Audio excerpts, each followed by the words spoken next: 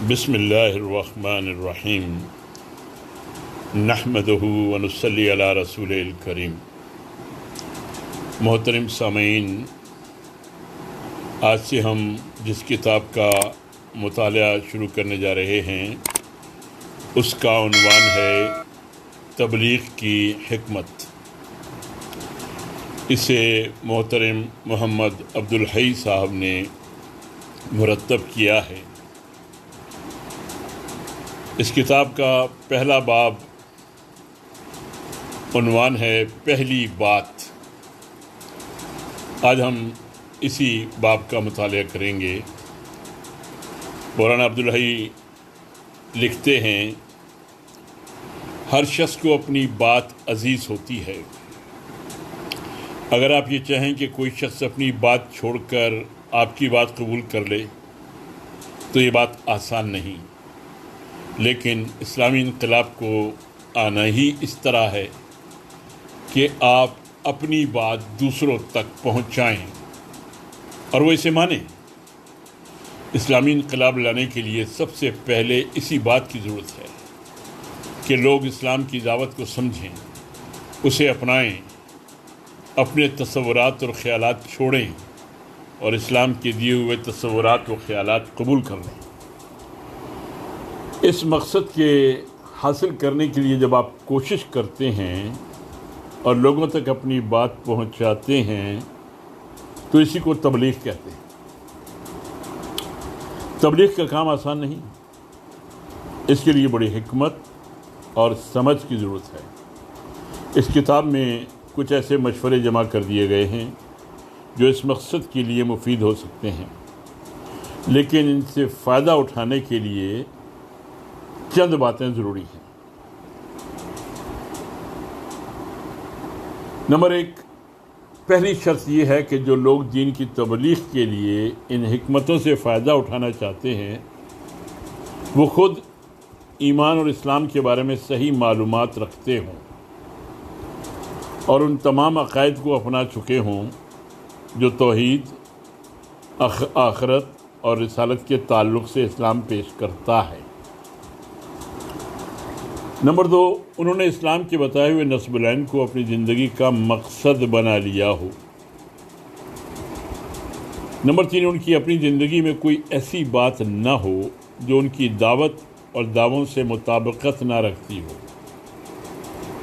Number 4، وہ جو کام کریں خالصتاً اللہ کی خوشنودی کے لیے کریں، اس کے علاوہ اور کوئی غرض ان کے سامنے نہ ہو۔ نمبر 5، یہ کام ایک تحریک کے طرز پر مسلسل ہوتا رہے۔ صرف وقتی یا ہنگامی طور پر کچھ کر لینے سے کوئی انقلاب نہیں آ سکتا۔ ان شرطوں کے ساتھ جو صاحب اس کتاب کا مطالعہ کریں گے، امید ہے کہ وہ یقیناً اس سے فائدہ اٹھائیں گے۔ اللہ تعالیٰ سے دعا ہے کہ وہ اس کتاب کو پڑھنے والوں کے لیے مفید بنائے اور محض اپنے کرم سے لکھنے والے کے لیے بھی ایک اچھا توشۂ آخرت بنا دے۔ ربنا تقبل منا انک انت السمیع العلیم، من جانب محمد عبدالحی۔ تبلیغ کے سلسلے میں پہلا عنوان ہے اچھے تعلقات۔ یہ پہلا باب ہے اس کتاب کا، اچھے تعلقات۔ ہر شخص کو یہ بات پسند ہے کہ اس کے تعلقات دوسرے لوگوں سے اچھے رہیں۔ کوئی نہیں چاہتا کہ جن لوگوں میں وہ رہتا ہے اور جن سے ملتا جلتا ہے ان سے بدمزگی رہے اور تعلقات خراب رہیں۔ کبھی آپ نے سوچا کہ یہ خواہش کیوں پائی جاتی ہے؟ اس کے بہت سے اسباب ہیں۔ ہر شخص کی فطری خواہش ہے کہ لوگوں کی نظر میں اس کا مقام بلند رہے، اس کے بارے میں اچھے خیالات کا اظہار کیا جائے۔ دوسروں کی نظروں سے گر جانا ہر شخص کو ناپسند ہے۔ یہ جذبہ ایک معمولی فقیر سے لے کر اونچے سے اونچے آدمی میں پایا جاتا ہے۔ ایک دکاندار چاہتا ہے کہ لوگ اس کے بارے میں اچھی رائے رکھیں، اس کے تعلقات اچھے ہوں اور اس کا دائرہ زیادہ سے زیادہ وسیع ہو، اس صورت میں اسے اپنی تجارت میں کامیابی نظر آتی ہے۔ ایک وکیل، ایک ڈاکٹر، ایک افسر، ایک کارخانے دار، غرض یہ کہ ہر ایک کو یہی پسند ہے کہ اس کے تعلقات کا دائرہ وسیع ہو اور لوگ اس کے بارے میں اچھی رائے رکھیں۔ اور اب جب سے کہ جمہوریت کے تقاضوں کی بنا پر یہ طے ہو گیا ہے کہ ملک کی حکومت اور انتظام ان لوگوں کو سونپا جائے گا جنہیں زیادہ لوگ پسند کرتے ہوں، اس وقت سے تو ہر دل عزیزی کا حاصل کرنا ایک مستقل فن بن گیا ہے، اور سینکڑوں ایسے مصنوعی طریقے ایجاد کیے گئے ہیں جن سے ایک شخص اپنے تعلقات کو بڑھا سکے اور لوگوں کی رائے اپنے بارے میں درست کر سکے۔ غرض یہ کہ کبھی مادی فائدے اور کبھی محض اعزاز کی بھوک انسان کو مجبور کرتی ہے کہ اس کے تعلقات اچھے رہیں اور لوگ اسے اچھی نظروں سے دیکھیں۔ اس خواہش کی تکمیل کے لیے انسان سینکڑوں جتن کرتا ہے، لوگوں کو دعوتیں کھلاتا ہے، غریبوں کی مدد کے لیے بڑے واز کہتا ہے، بے کسوں اور مجبوروں کی ہمدردی میں لچھے دار تقریریں کر ڈالتا ہے، بناوٹی اخلاق برتتا ہے اور کبھی کبھی اپنی وسعت سے بڑھ کر کام کر گزرتا ہے۔ غرض یہ کہ تعلقات کی وسعت اور خوشگواری ہر شخص کو عزیز ہے۔ کچھ لوگ تو ان تعلقات کی غرض کو اچھی طرح سامنے رکھتے ہیں اور صاف معلوم ہو جاتا ہے کہ کس غرض کے لیے تعلقات کی خوشگواری اور وسعت چاہتے ہیں، اور کچھ ذہنوں میں باتیں دبی ہوئی رہتی ہیں اور غور کرنے پر ہی سمجھ میں آ سکتی ہیں۔ یہ تو تھا اس خواہش کا ایک پہلو۔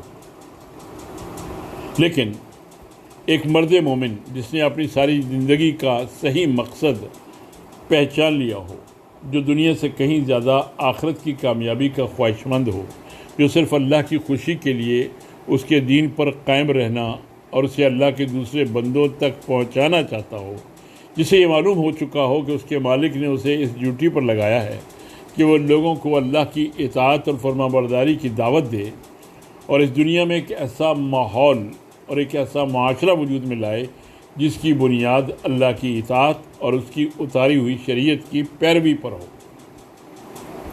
اس کے لیے تو تعلقات کی وسعت اور خوشگواری کی ضرورت اور اہمیت سب سے زیادہ ہے۔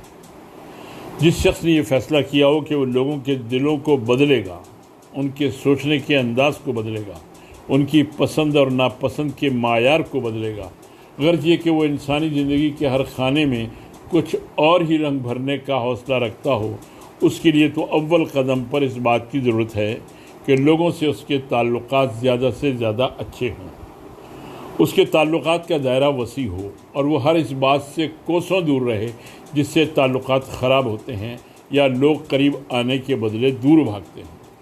اللہ کے دین کی دعوت دینا، اللہ کے دین پر قائم رہنا اور اللہ کے دین کو زندگی کے تمام گوشوں پر حاوی کر دینا کوئی ایسا کام نہیں جو طاقت اور قوت کے سہارے ہو جائے یا کسی جادو اور ٹونے سے اس مہم کو سر کر لیا جائے، بلکہ یہ ایک نہایت مستقل کام ہے۔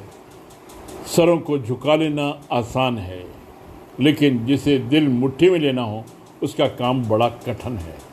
ملکوں پر حکومتیں قائم کر لینا، زمین کے خزانوں پر قبضہ کر لینا اور بات ہے، لیکن دلوں پر حکومت کرنا اور لوگوں کے سوچنے کے انداز بدل ڈالنا بالکل دوسری بات ہے۔ چیز ایک ہی ہوتی ہے، لیکن اس کے استعمال کی غرض سے اس چیز کی نوعیت بدل جاتی ہے۔ وہی تلوار ہے جو ایک ڈاکو کے ہاتھ میں آ کر دنیا کے لیے مصیبت کا سامان بنتی ہے، لیکن مجاہد فی سبیل اللہ کے ہاتھوں میں آ کر رحمت کا نشان بن جاتی ہے۔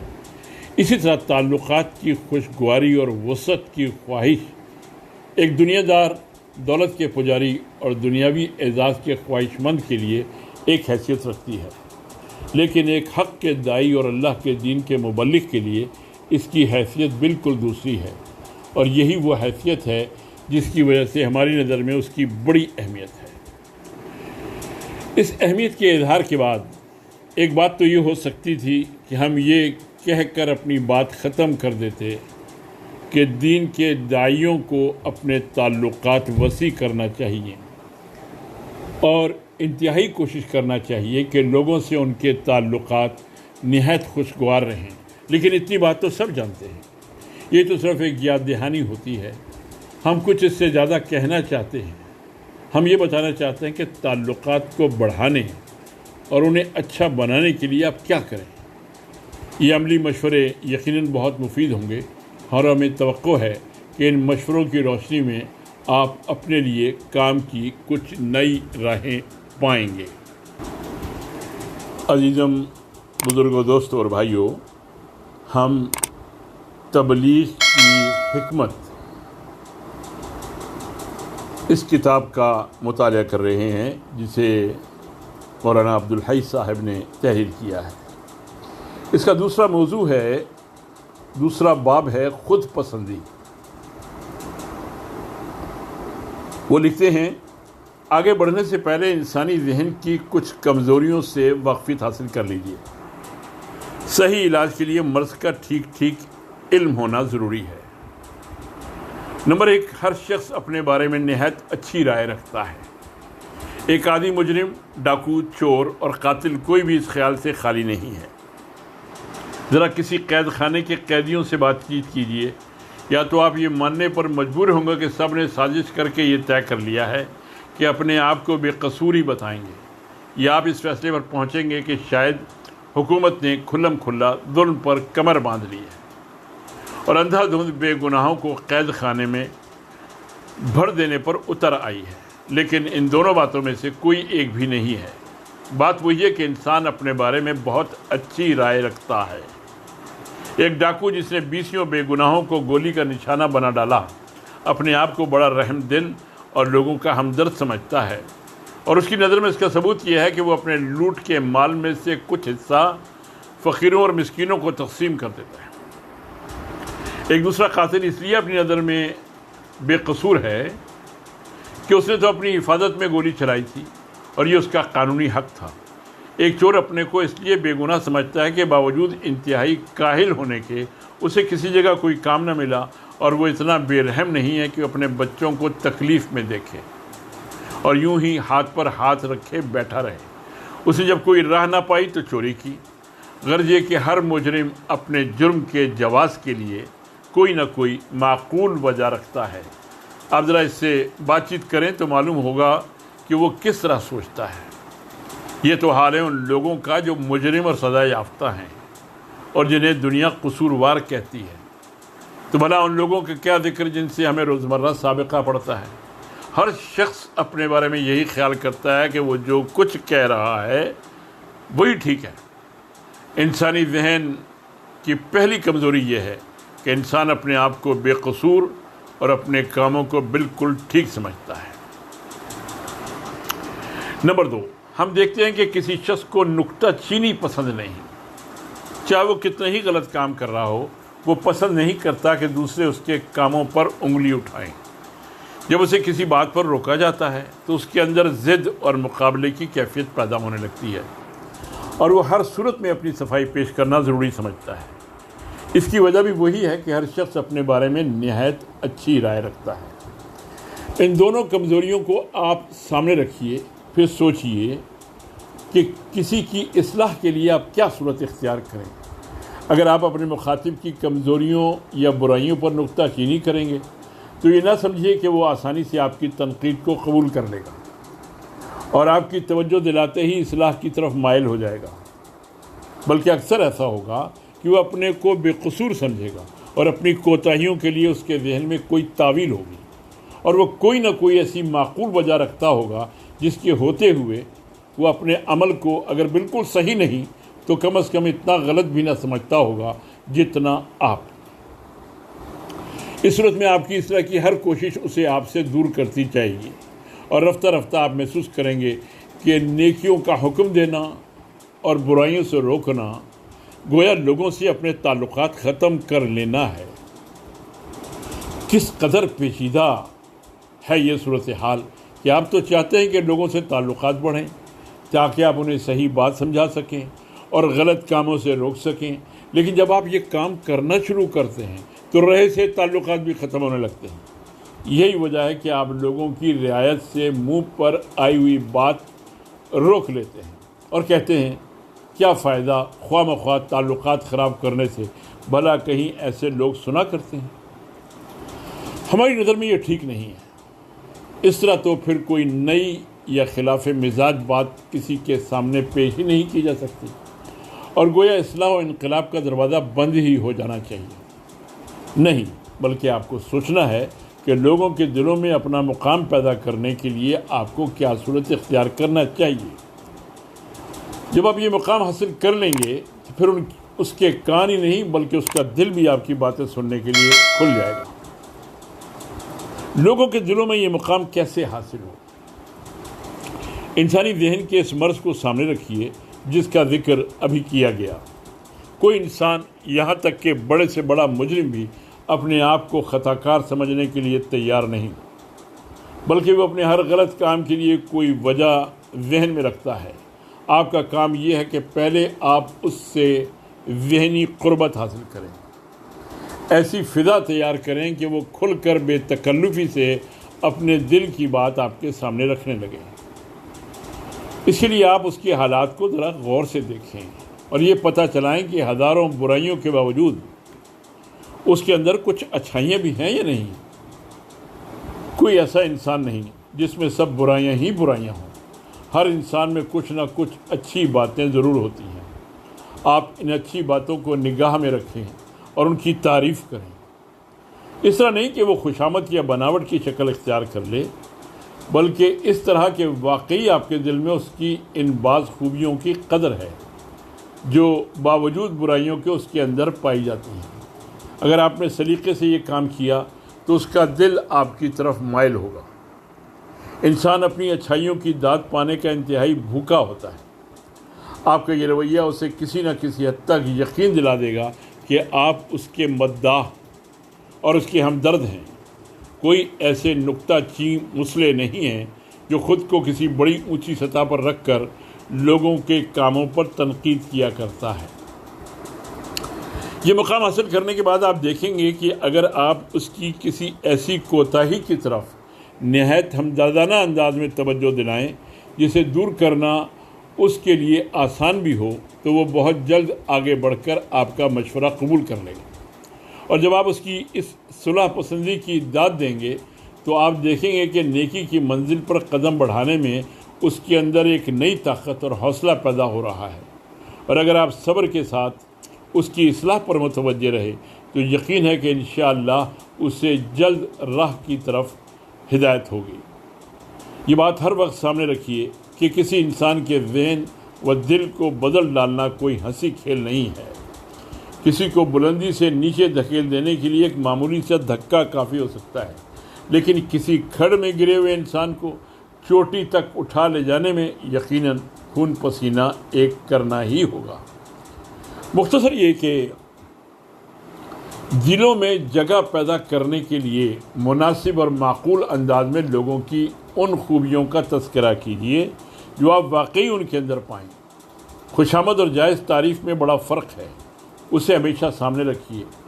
لوگوں کی بھلائیوں کا تذکرہ خود آپ کے دل میں اس شخص کے لیے ہمدردی کے جذبات کو مضبوط کر لے، اور ظاہر ہے کہ جب تک دعوت و تبلیغ ہمدردی کے جذبات کے ساتھ نہ ہوگی اثر نہیں کرے گی۔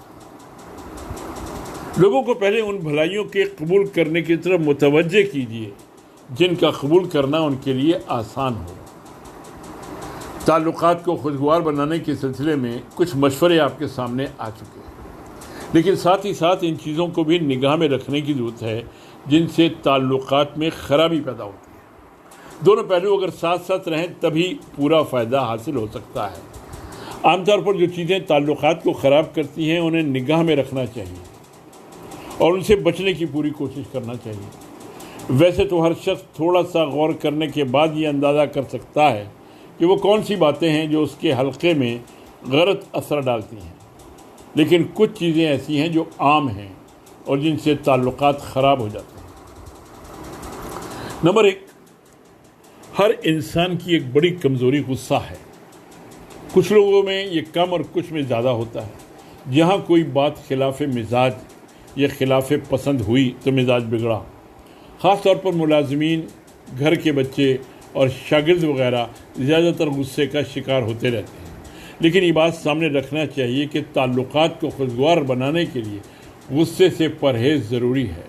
ذرا ذرا سی بات پر جھڑک دینا اور چڑچڑے پن کا مظاہرہ کرنا لوگوں کے دلوں کو آپ سے قریب نہ ہونے دے گا۔ اس کمزوری کا خاص اثر انسان کے قریبی حلقوں پر پڑتا ہے، اور جیسا کہ ہم جانتے ہیں دعوت و تبلیغ کے اعتبار سے ہم میں سے اکثر لوگ اپنے قریبی ماحول میں سب سے زیادہ ناکام ہیں۔ اس کی اور وجوہات میں سے ایک اہم وجہ یہ بھی ہے، خصوصاً گھر کا ماحول تو اس لیے کچھ بیگانہ سا معلوم ہوتا ہے کہ ہم اپنی اس کمزوری کو پوری طور پر دبا نہیں پاتے۔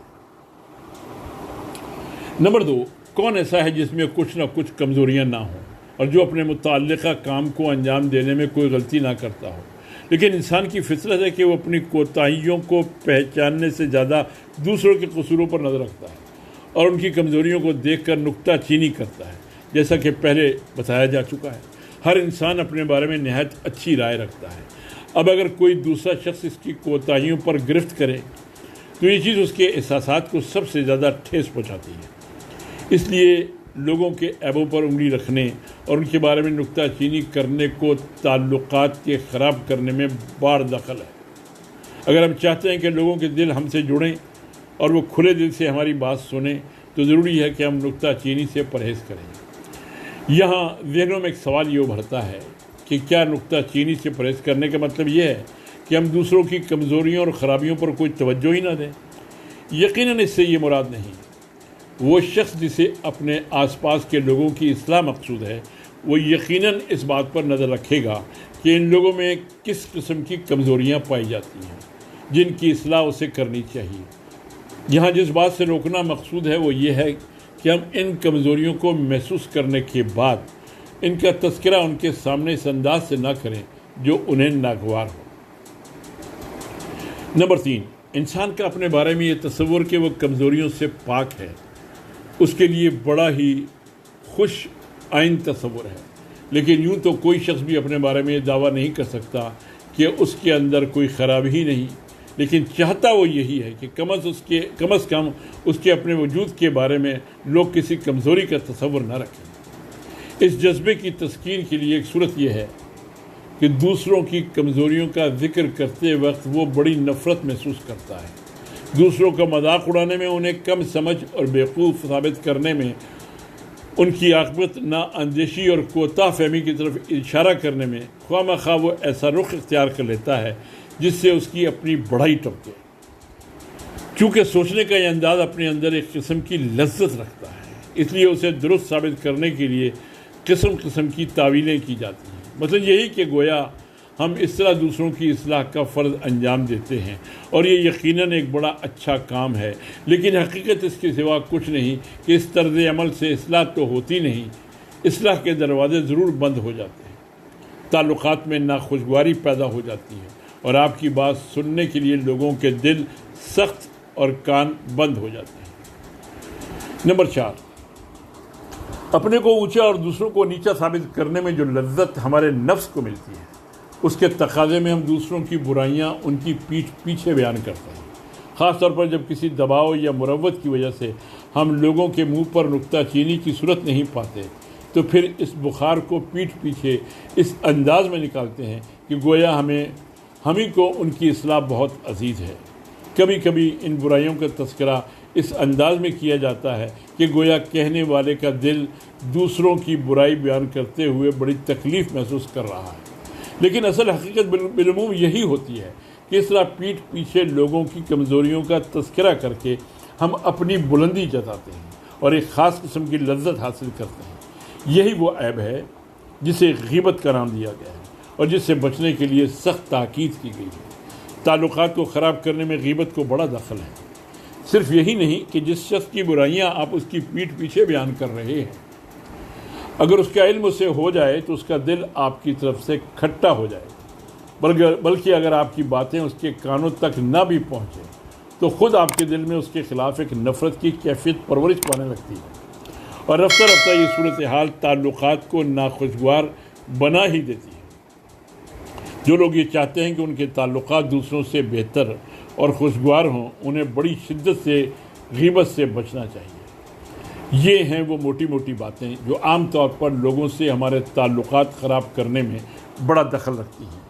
ان کی طرف سے بے توجہی اور تعلقات کو خوشگوار بنانے کی کوشش اور خواہش کبھی ساتھ ساتھ نہیں چل سکتی، اگرچہ یہ عیب جن کا ابھی ذکر کیا گیا کسی نہ کسی حد تک عادت کے طور پر لوگوں کے مزاج میں داخل ہو جاتے ہیں اور پھر ان کی طرف سے بچنا آسان نہیں ہوتا، لیکن یہ خیال بھی صحیح نہیں کہ کوتاہیاں ناقابل اصلاح ہیں۔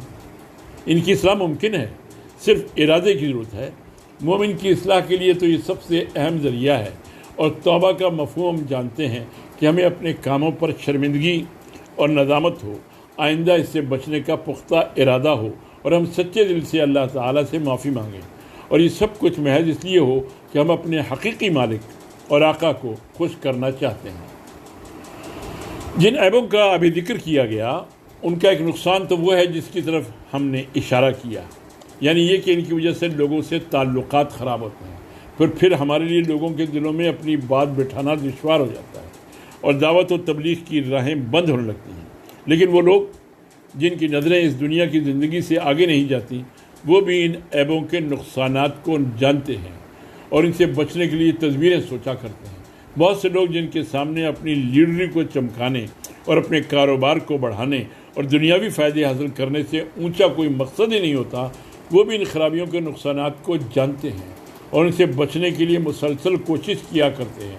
اور ہمارے لیے ایسے واقعات میں بڑی عبرت ہے کہ اس قسم کے لوگ بھی جب ان کوتاہیوں سے بچنے کا فیصلہ کر لیتے ہیں تو پھر محض اپنے ارادے کی قوت پر آپ کو بالکل بدل ڈالتے ہیں، اپنے آپ کو بالکل بدل ڈالتے ہیں، اپنی بری عادتیں ایک دم چھوڑ دیتے ہیں اور اپنی تمام کمزوریوں پر قابو پا لیتے ہیں۔